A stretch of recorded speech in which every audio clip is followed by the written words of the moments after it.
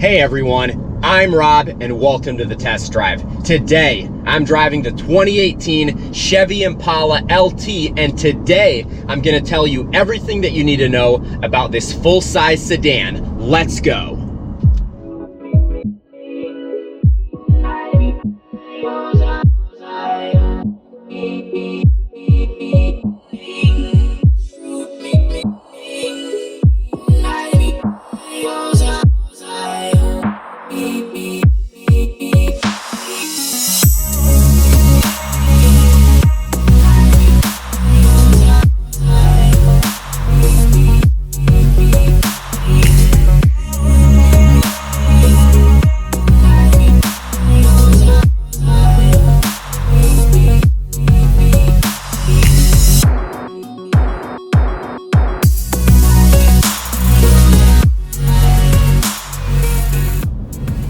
So if you haven't already, hit that subscribe button because we are giving away an AKASO EK7000 4K action camera. See the description below for more info and hit that subscribe button to be able to be a part of the giveaway. So this generation of the Impala, or Impala if that's how you want to pronounce it, has been around since 2014, and since then not much has really changed other than a couple of technological things. And this is a space that's been shrinking over the years, and I feel like a lot of manufacturers have kind of just stayed the course with what they have because they're not really sure what's going to happen to this space, and investing in the R&D to develop a new model is expensive and could potentially not pay off. So that's why you see cars like the Taurus, for example, has been the same for even much longer than this car.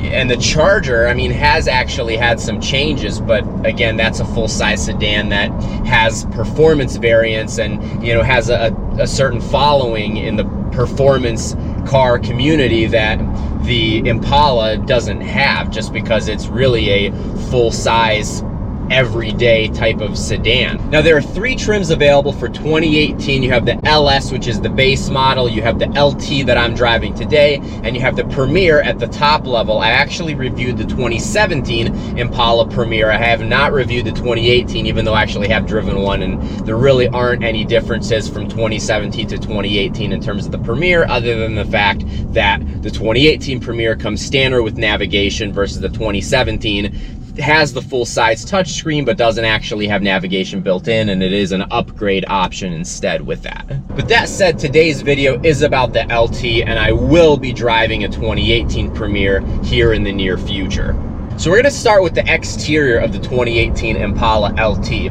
I really do like the design of this car. I think that it has held up pretty well over the years, and it doesn't really look outdated, which is great. And I think something that probably helped with that was the fact that the newest generation Malibu was actually designed after this generation of the Impala and was designed to look like it. I like the design of the front. It looks nice. It's somewhat aggressive, but not insanely aggressive. In the side profile, it certainly looks like and is a very long sedan, and it looks good. Now the LT comes standard with 18-inch rims. There is a 19-inch Midnight Edition that you can get in this, and that's really the only rim upgrade option for the LT trim. If you go into the Premier, which used to be called the LTZ, there are a bunch of options of 19s and 20s, so there are more rim options in that, but even the 18s in this do look good.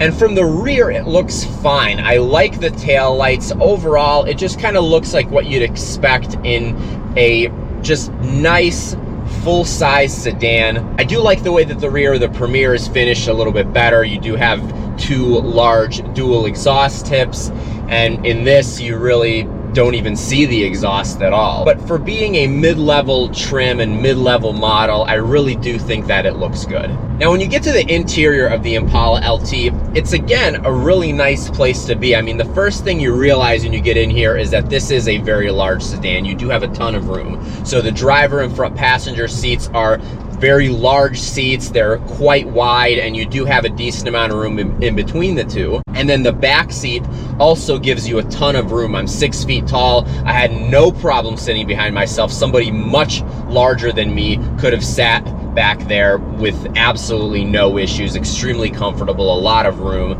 Now there are a couple different seating options that you can get in the Impala LT. The one that I have is literally at the base level. So this has a cloth leatherette mix, and then you can also get full leather in the LT.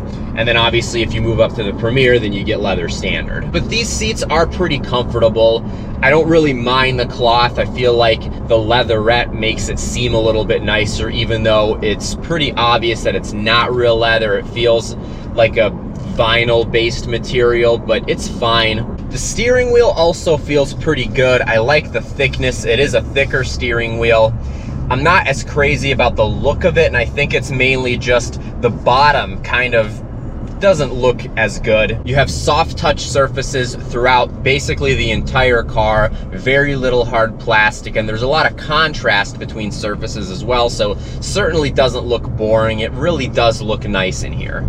There is a sunroof and spoiler package for just under $1,300. I think that's a pretty good option to get in this. It's not terribly expensive, and it does give you a nice big dual pane moonroof, as well as the rear deck lid spoiler. The LT trim does come standard with a full power adjustable driver's seat. However, the passenger seat does have some manual adjustments. Now, getting to the performance of the 2018 Impala LT, there are two different engine options available. The base engine option is a 2.5 liter inline naturally aspirated 4-cylinder that produces 197 horsepower, 191 pound-feet of torque. I have driven that version of the Impala as well. It's okay, but I greatly prefer the 6-cylinder. So there is a 3.6 liter V6 option, which is an engine that is commonly used among many GM vehicles. And in the Impala, it puts out 305 horsepower and 264 pound-feet of torque. The only drivetrain option is front-wheel drive. There is not an all-wheel drive option, certainly not a rear-wheel drive option.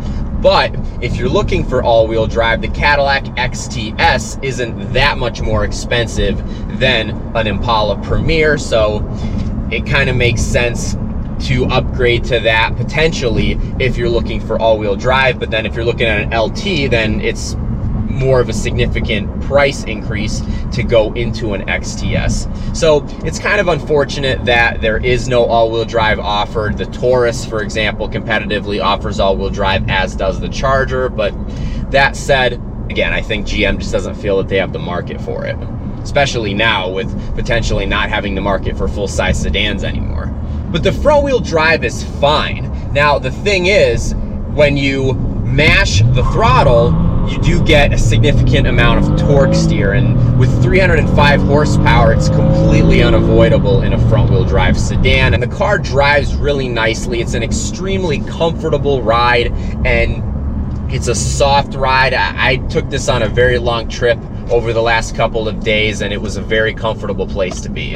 And this is a fun car to drive. The V6 sounds good, and it's a very linear power band, so it just feels really solid and strong, and it actually pulls really hard, surprisingly so.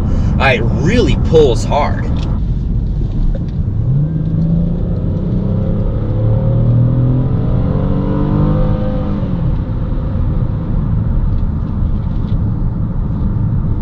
You still get some body roll, but it's not horrible considering the size of the sedan. Now, there aren't any paddles to interact with the 6-speed automatic transmission. The only way to interact with it is to drop it into manual with the gear lever, and you use the plus and minus here, which is okay, I guess. It's kind of weird. I mean, I would probably prefer paddles, but in a car in this price range, it's not like they would likely be lightning fast anyway. So at the end of the day, it's fine. It's nice to have some manual functionality.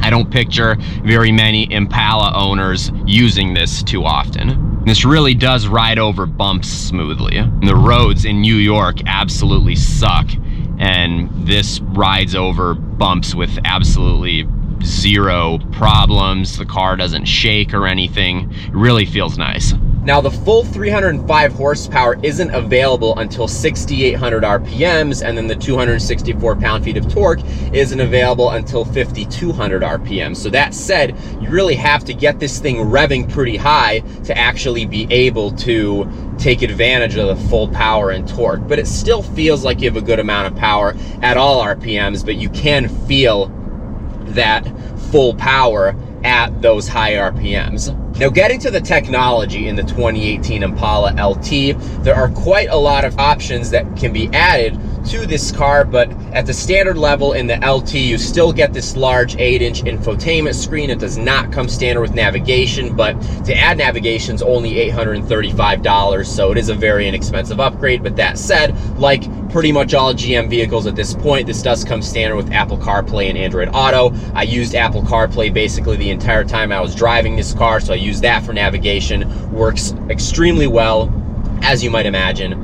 And you also have a nice screen in between the tachometer and the speedometer, gives you a bunch of vehicle information. And you also have a nice large backup camera in this 8-inch infotainment screen, so I do like that. Now, the $835 LT entertainment package, other than giving you built-in navigation, it also oddly enough gives you a CD player, and it gives you a full power outlet, as well as some ambient lighting inside of the car. There's also a $495 driver confidence package that gives you blind spot monitoring. It also gives you rear cross traffic alert built into the backup camera, which is really nice, and it gives you rear park assist. So the upgrade options for the Impala LT are not very expensive, and you can very easily add some really nice features into this car.